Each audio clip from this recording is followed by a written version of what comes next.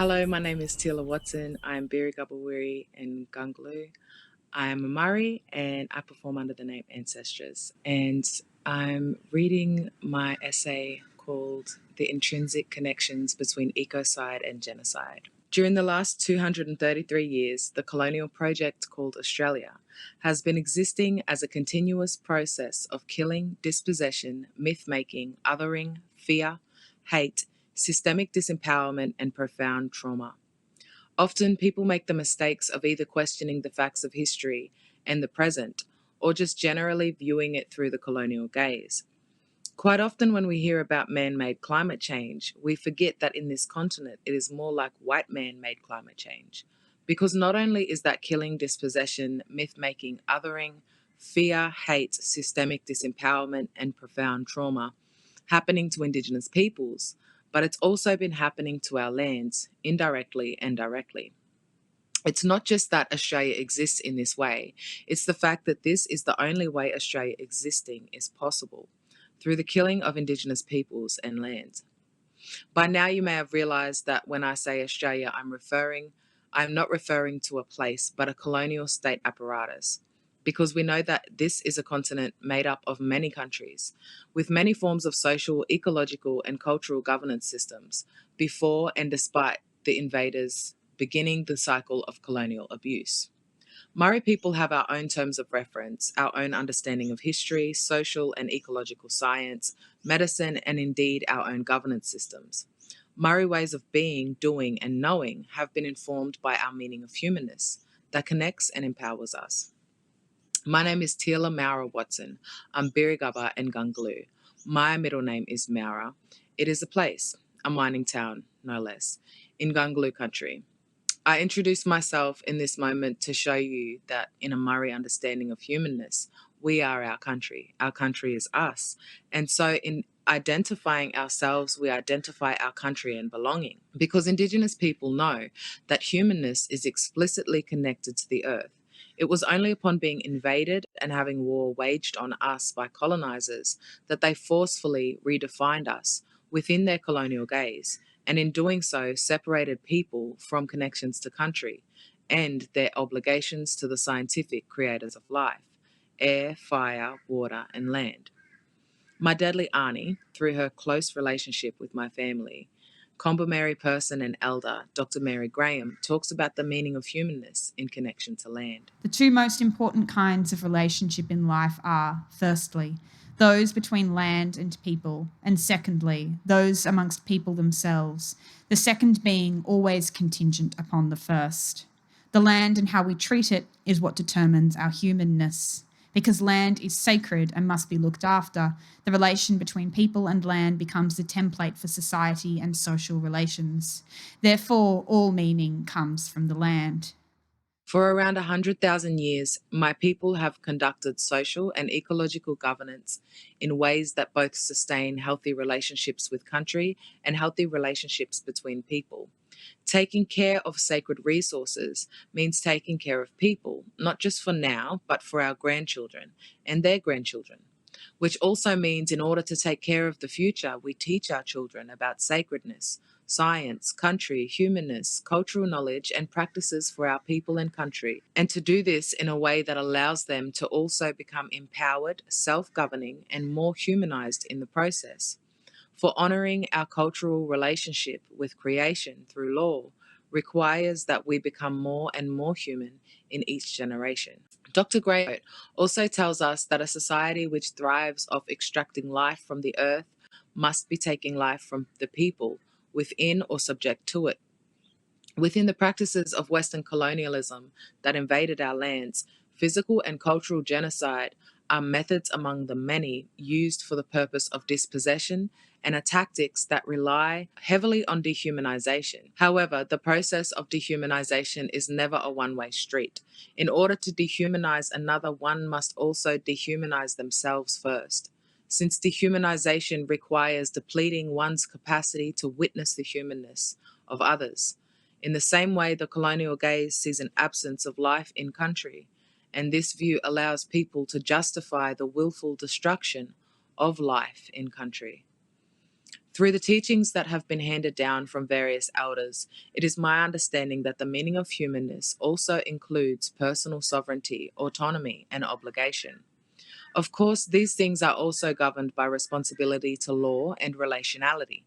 However, in the colonial form of governance, personal sovereignty, autonomy, law, and relationality are all undermined. From a Murray perspective, we could say that the colonial governance system is one that actively undermines the humanness of its subjects and those subjected to it. And so the process of becoming more human within coloniality is limited and obstructed by a lack of humanizing practices. Dehumanization here in the Great South Lands, now referred to as Australia, began with stealing the power of definition, whereby colonial invaders used the premise of race by making us Aborigines. Mananjali and South Sea Islander woman Dr. Chelsea Watego makes an important point about the means and measures by which racialization exists Exists and and operates. Here, race was turned into a foundational code cemented in place by scientists and philosophers, writers and literary critics, public intellectuals and artists, journalists and clergy, politicians and bureaucrats, each of which became the day labourers or bricklayers of racial foundations. In our becoming Aborigines, we have been known by them and for our relationship to them, cementing a relationship of power over us physically, morally, intellectually, politically, and legislatively. We simply cannot talk about racism without talking about race and its origins as foundational to this society. Racism has indeed been a large part of the fabric of Australia, and it continues to filter down into every department, every industry, and just about every operation that exists here. However, like dehumanization, racialization has affected the colonizers themselves, who, in the same ways that Dr. Watego points out, have been taught for generations that not only do they have a supreme form of governance, social governance, but they but that they are inherently more entitled to quality of life and that they are better at life than anyone else, which country shows us is a lie. I want to also note Dr. Chelsea Watego indicated to me that she was also citing another race scholar. So I just wanted to point that out because I got her quote from a speech. The problems we face here today with global warming and climate change are intricately yet clearly created and sustained by colonialism, specifically through the mechanism of race-based killing, capitalism, and state capitalism through the killing of our people and the stealing of our lands. The point must also be made that the environmental issues we face today are not just because of genocide, but the cultural and educational impacts of our people's knowledges being systematically attacked throughout the entire continuity of the colonial process. The irony of it all is that the same lands the colonizers killed so many of our old people for will eventually kill the entire colony if they don't start returning lands and giving back governance powers and resources. But it's not just because they abuse country. It's also because in 1788, our people were likely the most sophisticated and holistic ecological scientists that probably ever lived or have been able to develop in ways that support the continuation of creation and development of humanness for such a long time without interruption. Furthermore, the knowledge that has survived, which resides with us only for the power of our culture and the strengths of our old people, is still being ignored and undermined. Kamilaroi and Kuma woman Ruby Wharton explains that the fight for our lives is still also the fight for our countries as well. Colonialism is an ongoing project. Genocide and ethnic cleansing were two methods used by colonisers to take our lands.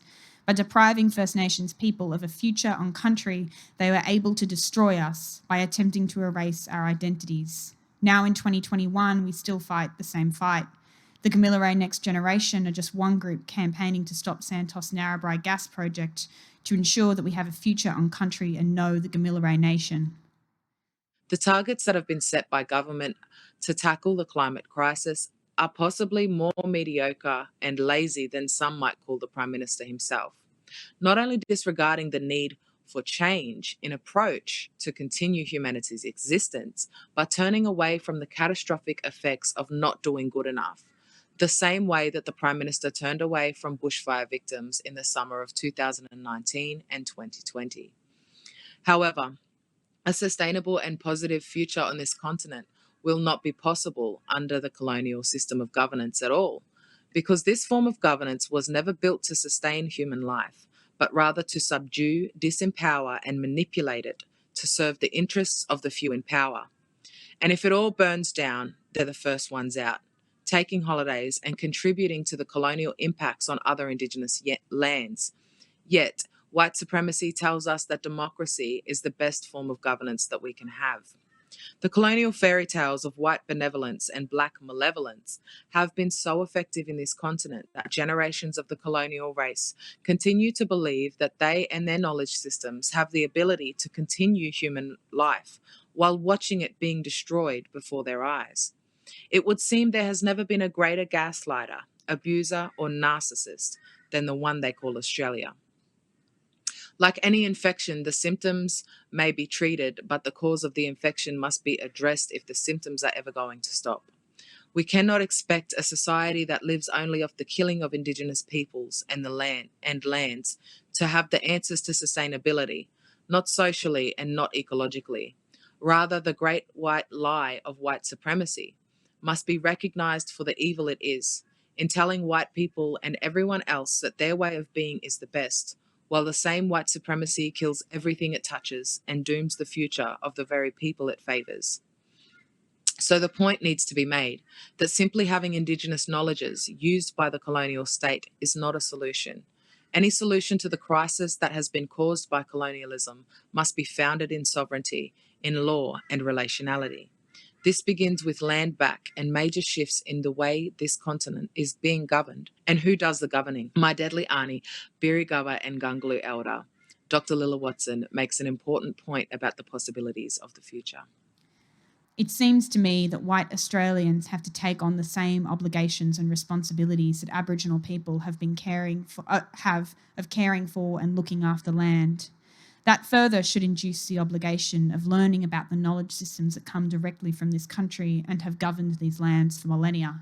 This is an opportunity for them to become a part of relationality in Aboriginal terms of reference, including taking part in some ways in a lateral governance system based on consensus decision-making, which draws people together, as opposed to a voting system which creates division and enemies. Reparations and rightful restorations of governance over lands as well as truth-telling processes are central to the relationship between white Australian and Aboriginal people to begin this process. It has been made clear by many Aboriginal people that in order to build a strong foundation for positive change in this continent, we must have truth-telling processes. We must have reparations, and the power to make governing decisions must be redistributed to allow the restoration, as Auntie Lila says, of our governing systems. Furthermore, it is most important to note that simply using our knowledges and practices while continuing this colonial way of governing is to continue cultural genocide, which in turn would both cause and enable more death, more disempowerment, colonial abuse, and trauma. We have been stolen from enough. Yet it is not just a matter of blackfellas wanting justice, but it is a matter of everyone in this continent wanting a good future with healthy country, not just for our Murray kids, but for all kids, and their kids, and their kids. Which brings me to one of my favourite of Auntie Lila's quotes. We must ensure the future stretches as far ahead of us as our past does behind us. The picture series created for this piece shows portraits of each of the women quoted with images of their respective countries embedded into the frames of their bodies. These artworks display the inherent and vital connection between Aboriginal people and our homelands.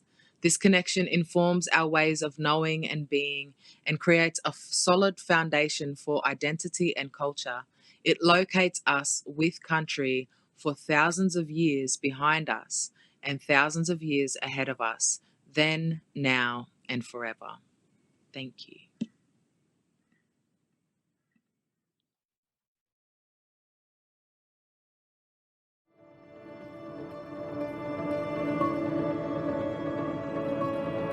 Visit wheelercentre.com for the best in books, writing and ideas from Melbourne, Australia and around the world.